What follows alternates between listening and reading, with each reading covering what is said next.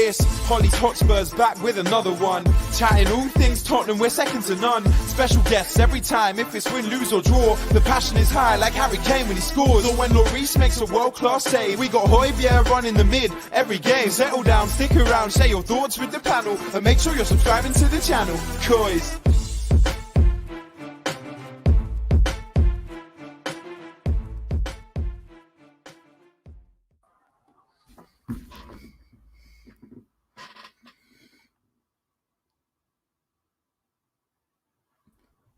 Of course the internet doesn't work when I go live. Fabulous. Welcome to Hollie's Hot Takes Live, where normally it is just me, but tonight I am joined by a guest I know very well. Hello, Jay. Welcome to the stream. How are you this evening? Yeah, not bad. That's the first time in a while I've heard the Hollie's Hot Takes, Hollie's Hotspurs intro in full. So I was kind of vibing away to it when we kind of loaded in. But yeah, good to be back on. It's Taylor. Hello, Taylor. Hey, it's Taylor. Yeah, hello, Taylor. Like I say, I mean, I was trying to vibe, and then it started to glitch out, and I was like, oh no, can we not tonight? I know. Anyway. I saw you joined muted. I was like, oh no, it's glitched. But just like Tottenham, there's been a lot of glitching because we haven't had a lot of footwork on the pitch in recent weeks, but there has been a lot to talk about off the pitch, so to speak. I think the main thing to start with. Way, Amzo, welcome. I think the big thing to start with is obviously this COVID outbreak that has caused us to miss not just one game, but two games. And that first game being obviously Rennes. And there's been a bit of controversy, to say the least. Orange is also saying, it's surprised to see a guest on Hot Takes. Yes, it is. I thought I couldn't do it on my own this time because there's an awful lot to talk about off the pitch. So Jay, I'm gonna go with you first, obviously you being the star of the show tonight, being a guest. I'm going to talk to you, what are your thoughts? Obviously Rennes have kicked up a bit of a fuss because obviously the first rules that have come out was the fact that the game had to be played before the 31st of December, and that was never really going to happen, I don't think. But obviously we've been included in the draw today. So what are your kind of thoughts on Rennes kicking up a fuss? Was it warranted? Was it not? I think it's difficult because Rennes are in a totally different situation to us. So if you look at our Christmas period, we've got Leicester on Thursday, Liverpool on Sunday, then we've got West Ham next week, followed by Palace 4 days later, Southampton 2 days after that, and then Watford 3 days after that, which obviously for us, trying to fit a game in before the end of December would either mean moving the Carabao Cup game or rearranging a Premier League fixture. So I don't really know where the Premier League stand on that. Whereas if you look at Rennes, they've got it pretty easy and they probably could just play whenever they want. They've got a game on the 18th, a game on the 22nd, and then they don't play till the 8th of January. So I think it is totally unwarranted when you take into consideration the fixture list for both teams. You know, we don't have a winter break the same as a lot of the leagues in Europe do.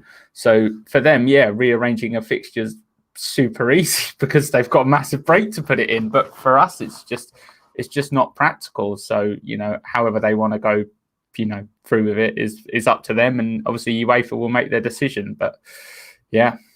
And that's the thing, it's the way you put it as well, because I was kind of thinking to myself, we have got a pretty stacked up couple of games coming up. And like Orange says, UEFA really wants us to stay in this competition. It's true, like you say, maybe it is because we literally cannot fit it in. But like you say, Rennes could move things about if they really need to, because they have got that massive gap. They don't even need to move things about. They've got like a nearly 3 week period where they don't play a single game. You know, it's a totally different scenario to us. And it's the same for Vitesse and a lot of the other teams in Europe, which is why they're all kicking off about it. And I think sadly, because obviously I think there's been a lot of stuff on social media about a lot of the Rennes supporters. And I think a quote I saw was, well, don't catch COVID then. And I think in a world like we live in today, I think that's very hard to just avoid it in a sense, especially where we're seeing today. Because I think there was a thing in the paper about obviously Man United have had that bit of an outbreak as well. So I think for them to come out with something like that is a bit, I don't know, a bit tongue in cheek. Do you not feel? I think it was a bit out of order in a sense that just avoid it then. I think the problem is there'll always be the reputation of English clubs are hated in Europe for many reasons, both football related and non-football related. So any opportunity to any opportunity to poop on an English team is duly. I nearly swore. I was very proud of myself. Any opportunity to poop on an English team is taken straight away by any European club, and that's been proven. They've all kind of jumped on the bandwagon with. If you just clearly look at the logistics of the fixtures, it's impossible. And then obviously to come out and say things like that with what's happened over the last year, it just seems stupid. But it's not my club, so I don't care what they have to say. So very true. I mean, that's the thing. You get silly fans, whatever club you support. There's a section of silly fans, and maybe that was just a silly section of Rennes fans. But like you say, it doesn't matter. It'll be nice. I mean, Orange would be devastated if we don't qualify for the knockouts. What's your kind of thought on the competition? Because I've had this conversation, obviously, when Graham Roberts was on the show, and he was talking about how it's a trophy. Let's be in it to win it. You can't win it unless you're not. So what's your kind of thoughts on this Conference League competition itself? Having this discussion, as you know, with the majority of our friendship group, mainly Adam, if he's here. If he's not, I'm sure he'll watch it back. But, it is another competition. My concern with the Conference League at the beginning was I was hoping it was going to be a competition purely used for, fringe players / U23s to, I kind of hoped we weren't going to take the competition seriously. But the minute we took the competition seriously, for me, we should be winning it. You're looking at a squad that is playing in the best league in the world, is could be fourth if we win our 2 games in hand. And we're losing to NS Mura, even you just don't expect that.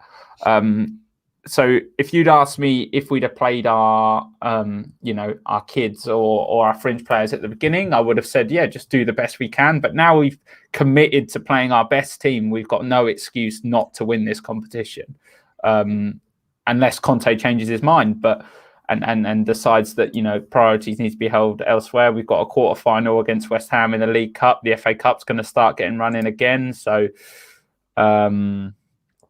yeah, Lewis is exactly the point there. Exactly the point. That competition, if at the beginning of the season we'd have played our under-23s and our fringe players, I don't think there's a single Spurs fan or opposition fan that would Spurs fans would be cool with it, and I don't think opposition fans would banter us for losing. But the difference is we're playing our first team and losing in that competition. So. I mean, it's funny the way you say I think any opposition team will banter us regardless of who we play. It's just within our nature to be bantered. No, but it is interesting you say that. Obviously, I'm one that we need to win something. I don't care whether it's a Mickey Mouse Cup or not. It will mean that we've got a trophy in that cabinet that's getting very dusty at the moment. So it is very interesting what you say. I mean, like you say, as soon as we played Sonny and Kane in that competition, you have really got to be starting to yourself, actually, we've got to be winning this competition if we're going to be playing our big guns, which we kind of have been doing. So, no, it is interesting. Like I say, the draw came out today, which kind of makes me feel that hopefully we will manage to get through till this competition. Obviously, with that being said, the draw was made today and we do get SK Rapid. Now, I know your pronunciation, Jay, of this team is much better than mine. And I'm feeling you've done a bit more homework on the matter. So what do you make of Rapid, and what should we kind of look out for if we do manage to get through to the knockouts? So Rapid Vienna is they're currently 5th in the Austrian league, which is pretty much Bundesliga-esque in the sense of Bayern Munich atop of the Bundesliga and will very rarely be challenged at the top. Dortmund might push them a little bit. However, in Austria, it's a totally different situation. RB Salzburg win it every single season, but then there are a group of maybe 4 or 5 teams below them that compete for those Europa League, Europa Conference League places consistently, and then there's a bit of a fall off. If we want to kind of guess where we're going to be at, I would definitely go to the Wolfsberger game in the Europa League last year. Currently at the same kind of level, Rapid Vienna came 3rd in a group which had West Ham and Dynamo in, obviously 2 teams that have already beaten us this year. So if you want to go from that, maybe they're on our level with the current way we're playing.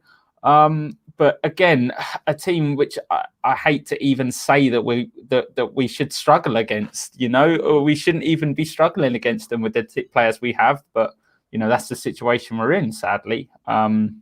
no team is easily beatable when you're Tottenham Hotspur Football Club. No, we never make it easy for ourselves either. But like you say, with when you name those two teams that we've already lost against, you think to yourself, oh my days, okay.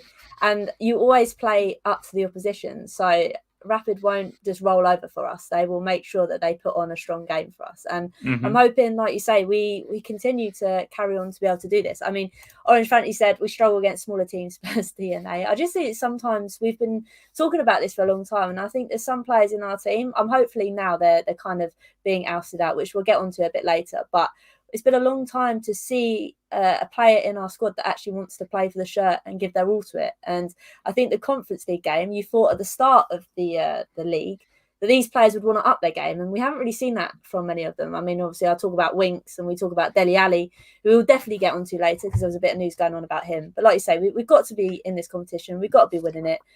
And you just hope that we do manage to. But obviously, we're going to move on because it wasn't just the Rennes game that we had to miss.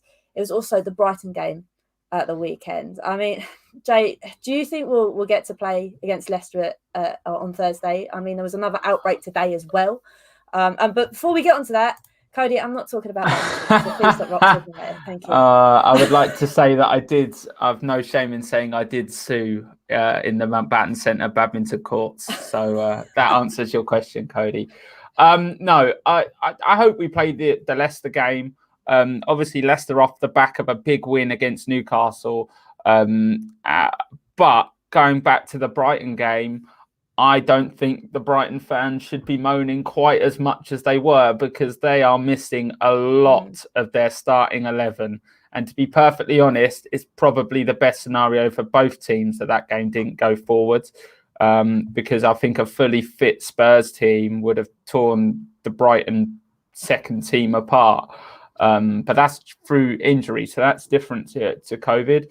But on the Leicester game, if you'd have taken out the Newcastle result at the weekend, I would have really hoped that would have been our game to bounce back before Liverpool, and then obviously West Ham in the Cup. So, but off the back of a 3-0 win, James Maddison doing his best Tom Daley impression, and not trusting Eric Dyer's tackles, that's just a deadly combination for a penalty maybe in the game if it does happen on Thursday. Yeah, it is interesting you said that because, like you said, obviously Brighton were very much so under their heads with the amount of players that they weren't going to be able to play because of their injuries. And to think that their fans are kicking off once again, it's probably not a large portion of fans. It's probably the silly idiots once again. But you're just thinking to yourself, it's probably done you a favour as well. And it's actually quite interesting you brought out because I didn't actually think of that. But yes, the Leicester game. I hope it gets played. I'm hoping that VAR picks up a straight 10 from Maddison if he dives in our box and he doesn't get away with a pen. But Joe, how do you hope we kind of set up? Do you hope, obviously, those players, we don't necessarily know exactly who's come under with COVID in training. I think it was yesterday or today that have got a positive test. That being said, say the players are all fit and well. How do you hope we kind of line up? Do you want to see the likes of, I know I'm going to talk about him, obviously Oliver Skipp, he's been class for us. Do you hope to see him with Højbjerg and that kind of dynamic at the moment? Do you think it's working? It's got to be what Conte's been doing every game since he's been in charge. Played the best 11. That's it. And that's all he's done every game. There's no giving players chances. There's no any of this. Who, the players that do get on off the bench, if they don't make an impact, they don't start the next game. It's simple as that. If you look at his... Yeah, Dyer is the first name on the team sheet. How far have we come that we're saying that and it's not even being that awful? I know you put the crying emojis, but I don't know whether because you're laughing at the how mental that is to say. But, for me, it's just pick your best team. And he has been. And I really, really like that. He's really pushing the fitness of these players. It's until we get a couple of injuries that I think it could backfire. But the whole time, obviously minus Kuti, the whole time we've got a fully fit squad-ish, just play the same 11 every week. And if they lose, then maybe make a change. But the whole time they're playing well, why change it? Yeah, don't change something that isn't broken. I mean, Cody in the know with 5 gold stars says a report's just coming out that we might only have 13 players for Leicester. Now, that being said, that would kind of cause a clangor in the works because I don't think, obviously with the under-23s also potentially coming under it, I don't think that's going to look very rosy for us against Leicester. But I'm hoping, Cody, that your in the know is wrong and that is fine. But yeah, it will be very interesting. I just hope that we manage to get another 3 points because, like we said, I mean, we spoke about this before we came on there, and that was about obviously our league position. Now, we have 2 games in hand, and we are not far behind the best West Ham team that they keep cracking on about. So what do you kind of make of that? Yeah. John, sorry, just to go back, John's made a good point, yeah. But at the minute that you're not playing anyone in front of them, they're playing well enough that they're doing a job. But again, yes, I would still take anyone else that we could get in the summer over those 2 players. Back to the league, if we lose to Leicester, let's say we lose to Leicester, we have to play a bunch of 12-year-olds. We lose to Leicester. We win our Liverpool game, which I know is a big ask. But if we win that Liverpool game, we're level on points with 4th place West Ham United. So that 2 games in hand, if we get a shock result, even if we draw against Leicester and then beat Liverpool or the other way round, if we come out of these 2 games without losing, we'll be 4th in the Premier League table.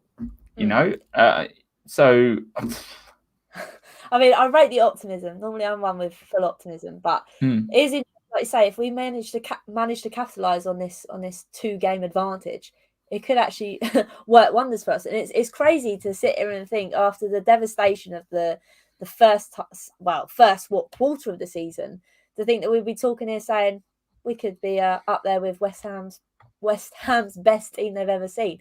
I mean, Orange is now downgrading the optimism and going with Mo Salah versus Dyer, game over. And look, I know Orange, I'm not one to be Dyer's biggest fan, but I have to hold my hands up. And I think even John, to an extent, I think we need to hold our hands up and say he's probably next to, I know we don't have Romero, but after Romero, he's probably our best centre-back. And I'm probably going to eat my words because after Liverpool, he's going to have an absolute madness and not play very well. But it's true, Janet. Who do you play there instead? Because I think Sanchez eats grass as well. So the problem is Orange is saying Mo Salah versus Dyer, game over. The form he's in at the minute, Mo Salah versus anyone, it's game over.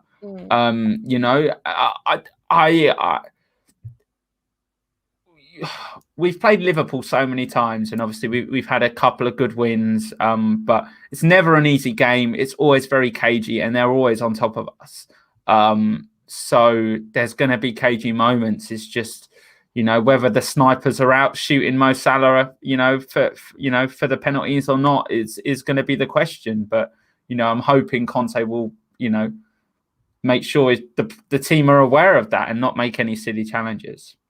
I mean, Craig would rather that we have another COVID outbreak so we can prolong the He's not wrong. Game. He's not wrong. It's not wrong. But sadly, I don't think on Rodon. I was going to get to Rodon.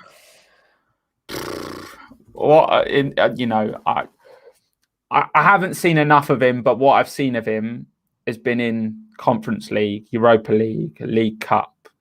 A couple of Prem games. I haven't seen enough of him to totally write him off, but I think his head's already gone. I think he's probably already looking for a loan or a transfer in January. I'd be shocked if he's still a Spurs player. The trouble is, I'm going to get my facts wrong, but Jose hasn't seen anything in him, really. Nuno hasn't seen anything in him, and nor is Conte at the minute. So that, on my respects, is kind of saying he's probably not good enough. And we don't know what happens in the training ground. Maybe his attitude is a bit like Dele Alli's. Maybe he doesn't apply himself enough. You've got to warrant these spaces. But no, it is a very interesting debate. I mean, who is it up here? Orange also can't wait for the transfer window, which I think we are all kind of looking forward to. And I think it actually came out today that, I mean, here we go. Cody's come out with it. I'm going to give this one first before we talk about the Dele Alli situation. I'm going to hand it to you, Jay, because I know you have a wealth of knowledge with players, which I do not. So, hypothetical situation, Jay. You've got 70 million to spend in January. How many players do you buy? 70 million. Sorry, go on. Well, it depends whether it's 70 million starting, and then if I can offload some players. Orange has answered my question. It's got to be Dusan. It's got to be Dusan. Just purely because we need to get him now before someone else gets him. And I think whatever we do, he's played 17 Serie A games this season and scored 15 goals. Harry Kane has scored 1 Premier League goal all season. Now, I'm not by any stretch of the imagination writing off the abilities and talent of Harry Kane. But who can we bring off the bench if he's not having a great game? And that's no one. Mm-hmm. So the question is, and it'll be, the key thing that Paratici is probably going to have to struggle with is saying to Dusan, look, the only way I see this working, if Dusan does come to us, is Kane dropping into the 10 and Son and Dusan playing up top. Is the only way I see a transfer where Dusan is happy. Skriniar is another shout. Again, Maxim Pastakovsky is probably, anyone that plays Football Manager, an absolute gem. But I haven't seen enough of him in person to comment on whether he'd play. But on Football Manager, he's really good. If Football Manager's anything to go by. Yeah. No, it is interesting. I think the fact that, like you say, how long have we had these conversations saying we need another striker, and it still hasn't happened. I feel like the stars are slowly aligning, and they need to hurry up on the line before January for us to get the following Florentina forward, because I will cock up his name. But like Alan says, if we can offload a few players and buy a striker, I'd be happy. And if that striker is obviously Dusan, I'd be very happy. Now, the one player I think we all have been wanting to offload for a very long time, whether we'd like to admit it or not, is Dele Alli. But I sadly think it's 2 years too late. So, Jay, what do you make of the news that we are potentially going to loan him out and potentially sell him off in the summer transfer window? I would love us to do what clubs did to us when we had the Gareth Bale money. I would love to milk Newcastle for every penny for Dele Alli.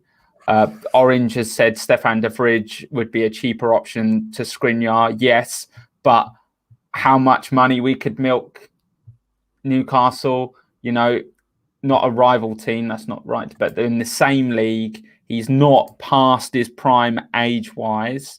And he's got the English tax on top of him. You've seen Harry Maguire go for 80 million. I'm not suggesting Harry Maguire money, but I'm saying, if we could offload him for a little bit of cash to then put towards areas that we need. This is what I'm saying. If we do get Dusan and Kane does drop into the 10, then, Dele's how far down the pecking order is Dele going to be? Incredibly far. Yeah, so. I mean, Orange has pointed this out, and I think I banged on about this, obviously, more than a couple of months ago. The fact that we missed the golden opportunity to loan out Dele Alli to PSG, because it would have been a new scenario for him. If he played well, we could have stuck him straight in the shop window, but unfortunately, we didn't do that because we're reactive and not proactive. But no, I think sadly Dele Alli's time has come to an end. We were all hoping that he was going to reignite the fire, but like Craig, I think, or John always stays in this chat, is the fact that he's now a boohoo man, which is sad. The problem is, right, and this is the only thing that I might put my head on the line here. The criticism of Dele Alli outside of football, I do have a problem with, because he's a similar age to me. And, what does everyone expect him to be doing outside of football? That's my problem with that argument with Dele, is, he's got the stuff going with Excel. He's a massive gamer himself. I mean, come on.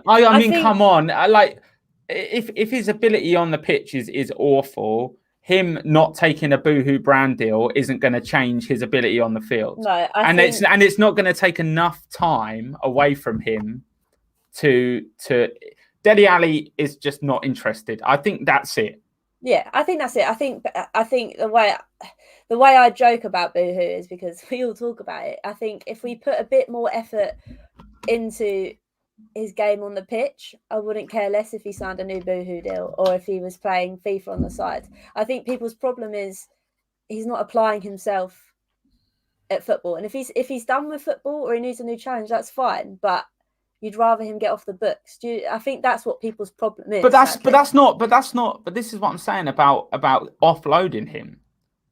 If he wanted to go, and John's saying here, if he wanted to go to PSG on loan or on transfer to play under Pochettino, to go back into the nice bubble that he knew for a couple of years, if he wanted to do that and the club didn't let that happen, you know, we say about these players leaving the club, but the club need to let them leave as well. Mm-hmm. Yeah. So, you know, if you're, you know, it's difficult. You know, if you're unhappy where you are and you're not allowed to leave, what can you do? What do you do? What do you do? It's difficult. I do understand the whole time he's playing rubbish. It's difficult when you see these boohoo brand deals, when you see him signing with XL Esports, when you see all of this stuff. But to be perfectly honest, the amount of money Tottenham Hotspur waste on God knows other things, Dele Alli's not my number one problem. Just get rid of him and get rid of him when you can. Like, focus on the players we've got now rather than, you know, Dele. I don't know. No, that is a true point. And like I say, I agree with what you said, because we've had these chats before where they do what they want off the pitch. Fair enough. But I think lots of people's frustrations is the fact he just doesn't apply himself. He's more, like you say, maybe he's just done with football. Maybe his love of football just isn't there anymore. And it like you said, it could be because he hasn't. I know you want to say something. It might be because he hasn't had the opportunity to leave. Like Orange said, Levy wanted to keep Ali. He did, because obviously he's English. His price would probably stay the same whether he played badly or whatever. But I'll let you talk because I know you're itching to say something. I just want to go to what John said about there's no other reason why we're not seeing the old Dele Alli. He's had 3 managers to change. Now, without going down the rabbit hole, which Hollie is probably going to quickly realise where I'm heading, I blame the manager that made him that player and gave him that ego for this. That Tottenham team under Pochettino was the best that I've seen Tottenham play in probably in my lifetime. But they won nothing, and they were treated like superstars by us, and they felt like superstars because of their manager. And now they've all had a reality check, and now they're all struggling with it. They're all on these big contracts that they were given after that standout season we had, and you know, trophies don't build egos, managers build egos, to flip his famous saying on his head. But, you know, I think a lot of that squad, and we've seen it when we've been offloading players, I think it was built by that man. And, you know, I hate to bring him up again, but it is, the egos of those players change. Look at Eric Dyer, look at all of them players that we as Spurs fans criticise heavily, and look where they were at their peak and where they are now, and what's changed since then. They've all had a reality check. They've all had to struggle. And what did they do when those results started to go under Pochettino? They started to turn. We have not seen the same players since, not once. Now, I just want to point this out to everyone. I did not mention his name. He brought him up. Neither did I. Orange said it, not mine. I mean, just to stick on the Dele Alli hype, Dele has had no one to challenge position. I also think that his position has gone. He doesn't drop late into the box anymore. He doesn't have anybody to feed in the ball. Like, do you think maybe that as well, Jay, has maybe caused the end for him at Tottenham, do you think? A combination of things. I just want to point out that I'm no way defending Dele Alli's ability on the pitch or his performances. I'm no way condoning that. But I totally agree with Craig. Dele's lost his edge, and John's got it as well. There's no challenge. So when you're getting paid lots of money and there's no one going to take your position, and you're not a Spurs fan from childhood, what's your motivation? Very true. What's your motivation there? I'm 25. If someone offered me $100,000 a week to play for, I don't know, Newcastle, right, a club that I have no affiliation with, and you're going to start every week, Jay, I'd be honest. I probably would be a bit more lackadaisical at training. I probably would not worry about one or two bad performances. But now it's more than one or two bad performances, which is why the fan base is in the situation it's in. No, it's interesting when you put it like that. I never really thought of that, but like you say, I don't normally think about the man we shall not mention. So for you to bring it up and have that discussion, it's very interesting. No, I bring it up because everyone forgets about it. Everyone forgets about it. You know, everyone forgets what happened after that Champions League final. Everyone forgets. That's and because they just we refuse. forgot it after the first 2 minutes. yeah, but everyone refuses to remember what happened afterwards. You know, but going back to what John and Orange had said, you know, Kane's motivated, but you know what happened in the summer. You know, I was the biggest defender of Kane in the summer, but even now, is he as motivated as he was? He looks a lot better now. Sonny's always motivated, but does go missing sometimes. But yeah, I don't know. So we'll leave Harry Kane for another day because we know that some of that wasn't a very good conversational topic. Was No. So we'll leave that. But no, it is interesting. I mean, we've spoken about obviously who we want to bring in. I know somebody mentioned earlier my good friend Harry Winks, who currently has a Santa hat on him. Now, that could be another player that we do decide to offload. And I have heard the likes of Newcastle and Everton are wanting to snap him up. So, again, would that be a perfect... I know it would be a perfect scenario for you, Jay, but would that be a perfect scenario? Newcastle are going to want fringe Premier League players to help them avoid relegation. And... that is exactly what a player like Harry Winks offers. The same as Dele Alli, they're fringe. They've got Premier League experience. They'll have a point to prove if they sign for Newcastle. That'll be what Eddie Howe will be looking for. Eddie Howe likes to sign English players as well. And Newcastle have got a lot of money. And I would gladly see Harry Winks go that way if Brozovic came in the other way. If we want to go for a straight swap again, or funding towards the Skriniar deal. You know, I allude back to Football Manager, which I shouldn't do, but Newcastle just buy English players for like stupid money. You know, let them have that. Yeah. Exactly. How much money have they got, John? How much money have they got? All of it. The problem we have is Levy would probably ask for too much money and then we'll just have to keep them. But again, that goes back to what I'm saying. If these players do want to leave the club and the club aren't accepting the offers, then what are they supposed to do? Sign for Boohoo. Yeah. But I mean, it is intriguing that John has said let them have Davies. Now, I'm not saying that Davies is going to win the Ballon d'Or like my other video suggests. But he's performing well under Conte. It's like you said earlier, these players that we thought were done out and didn't necessarily think we're going to be in a Spurs shirt for very much longer seem to be performing very well under Conte. Again, is that just a mental thing and maybe they got a point to prove? Or does Davies actually just fit better in this system? Look, I think it's Davies' last hurrah. I think that is why we're seeing the performances from him we are. I think he's realised that if it didn't work under Jose, it didn't work under Nuno. If this isn't going to be under Conte his time to have a last hurrah, then that's not it. And I think you know, even if we see 6 months of Davies, even if these last couple of months have been the best that we'll see of Davies, I'm glad that it's happened. But still, I would still, you know, take any replacement over him. That's what, yeah, exactly, John. It's a great point. You know, a lot of these players are really, you know, Davies is at the end of his career. He is at the end of his career, and if he's not going to do it now, you know, and you see it a lot. You see a lot with players. Davies, left back, getting older, but we transition into a 3, the perfect left centre back candidate. He's good enough on the ball that he can distribute the ball. However, he's lost the pace that he had, so he can't play wing back. Yeah, you know, and that's where, you know, look at me, for example. When I moved outfield, I played left wing back. Now I'm getting on a little bit. I can't do the running I used to, so now I play left centre back. So, you know, it's just, yeah, it's just, yeah. I think it's the best we've seen him play in a while, but I think it's his last hurrah. His last hurrah.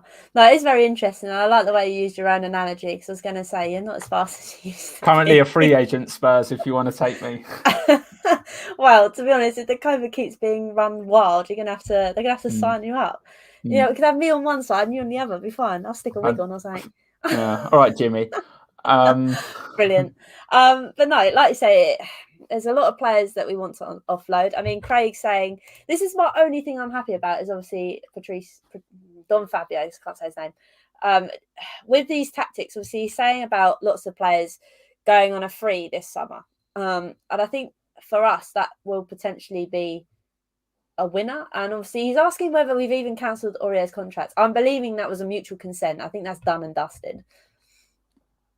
You know as much as I do. You know as much as I do. I I believe it was a mutual termination of his contract. Yeah, yeah. but, I think it is terminated. But that's the only thing that gives me hope is obviously Don Fabio working his magic, trying to get in the best of what we can do. Basically, I can't see Davies play ahead of Sessegnon and regular left wing back. I mean, Sessegnon's a funny one. We talk about players being hyped up. I think he was very much hyped up for that first game he played under Conte. So your analogy on Pochettino ranking up these players and giving them a boost of confidence is kind of proven in that Sessegnon performance. I don't want to, you keep teasing me with it, but again, Cess for me is a very not a panic buy, but a player that we didn't want someone else to get, so we got ourselves. The fact that we loaned him to Hoffenheim kind of showed that. However, I do want to see him succeed. I just don't think he's ever getting above Reggie. But then he's got the cup games to prove it, and then he gets himself sent off. So he done a 4-minute video telling us that this is his time, and then gets sent off that evening. You can only help the kids so much. Yeah. It was very soul destroying when you see that red card come up for him once, like you say, he's done a 4-minute stint. But it is what it is. Like I said, I think although we talk about how Reguilón's probably going to be top notch above Sessegnon all the time, there's been so many times I've seen a Tottenham team without any competition for space. So without any quality competition for space. So hopefully Sessegnon, like you say, can up his game, prove his worth, and maybe put Reguilón to the metal basically and see if he can get above him. But no, it is very interesting. We'll quickly go back to this because the name Poch is read out again. We need a big clear out. Poch said it, Jose said it, and I bet Conte is thinking it. I mean, that is true. We have said this for a very long time. Conte, I think, is very ruthless, and I'm hoping that it does obviously happen. I mean, I'm assuming you're the same, Jay. Minus Kane, Lloris, and Son. None of that team. I would cry if I lost. As in of the team that played under Poch. Just to clarify, none of the players. Yeah, there's loads of players I'd love to keep now, but none of the players that played under Poch that are still at the club now, other than those three, I would cry about losing. None of them. I'll say there's only probably they're the main three, aren't they? There's no one else I'm thinking. Not even Winks. I mean, I'd cry for Winks for leaving for other reasons, not the fact that he's quality. We'll just go back to Craig and then we'll probably wrap it all up. But Craig says, so I meant the 5 or so players we let go for nothing on a free last summer and cancelling Aurier's contract seemed very unlevy-like. Instead of trying to get money for them, we cleared them out. I think it got to a point where Paratici was like, mate, you just got to get rid of them. There's no point counting your losses anymore. We need to sort it out. I think Paratici was like, mate, you're crap at doing transfers. Stop doing them. How about you get me in and I'll do them for you? You're watching the All or Nothing documentary with how Levy handled the Ericsson situation. Like the guy wanted out and you're holding out for money. Like, team cohesion is huge. And the minute you have a player at a club that doesn't want to be there, it is infectious. That's what I'm saying with Delhi, with Rodon, with other players like that, that you don't quite know where their head's at the minute. I don't know. I'm not saying, they want to leave. Obviously, I think Delhi does, but I don't know about Rodon. But I'm saying, it's infectious in a club. If you have one player that wants to go and can't go, all that's going to happen is it's just going to infect the rest of the team with negativity. So, yes, taking a financial hit to improve team cohesion. Yeah, but also I don't own the club and it's not my money, so you know. I like the way you kind of dodged that at the end. Yeah, I don't own the club; it's not my money because you know I know the comments and whatever will come after saying a statement like that. But you know, no, it is true. Like you say, you'd normally think Levy would bargain for a few extra pennies here and there, regardless if it's pennies or pounds. But I think, like you said, I think Don Fabio's just whipped him and said, "Look, mate, you've got to chill out." And that's the thing. With Aurier, I think it was just a bad egg. Like you say, he was a very bad egg. And I think I say that because for me, I don't think he was ever very good as a Spurs player. Personally, before Emerson, he was our best right back. I don't care. I didn't like him. He's a anyone. I'm still glad he's gone, but like he was like, even when we brought Doherty in, he was still better than Doherty. Oh, he was better than Doherty without doubt. But at least you know Doherty was going to be shit, whereas you don't know what you were going to get with Sergio. I could have swore earlier. Oh, what is this? Have you never watched the Hollie's Hotspurs? I don't watch these ones. I only watch the one with the guests on. No, I'm only joking. Aurier did cost us a lot of silly points and fouls, but you know, I don't think he was as awful as everyone made out. He had his game. He had his game. I think the only thing I can probably applaud Aurier for is when obviously his brother got shot and he decided that he was going to play for Tottenham that day. So with that kind of thing, I can't downgrade him too much. But yeah, like you say, it's good he's gone, but it is what it is. But no, Jay, I want to say thank you very much for joining me tonight. It was actually very nice to talk Tottenham and not argue about it until Harry Kane was mentioned. But no, where can everybody find your thing? I know you've mentioned the term football manager an awful lot tonight, so let them all know. I occasionally stream on Twitch, taking my hometown team of AFC Wimbledon, currently top of the championship after 2 seasons. If you want to find some more extremely controversial footballing and Formula One opinions, you can follow me on Twitter at JayJaySZN. I'll be there all day, riling people up just for lols. So head on over. But no, make sure you go check out Jay's stuff. Like I say, you might sometimes, I'm always in the comments on Jay's streams, so it'd be good fun to have you in there as well. Talk about everything. I mean, Orange is giving you a thumbs up. It's lovely to be here. It's good to chat to you guys. I say it's a long time. Indeed, I wrote him on, man. It's because obviously you now have a face to a name to why Harry Winks is still at the back of the room. No, that's just because he's rubbish. There's nothing to do with me. You still bought it, so I did buy it. I thought you were on about putting it on the head. Anyway. Anyway, moving on. No, make sure you go check out Jay's stuff. If you are new to the channel tonight or you've joined back, I can see so many familiar faces. Thank you for joining. Hopefully next week, for the 3rd time, I've tried to organise it. Mickey Hazard will be on the show to talk about Liverpool. But every time I've got him on, the game's been cancelled. So hopefully next Monday at 7 p.m, you'll see a lovely Mickey Hazard on the screen with a Tans and a Forms. But thank you all so much. Make sure you subscribe. And until next time, come on, you Spurs. See you later.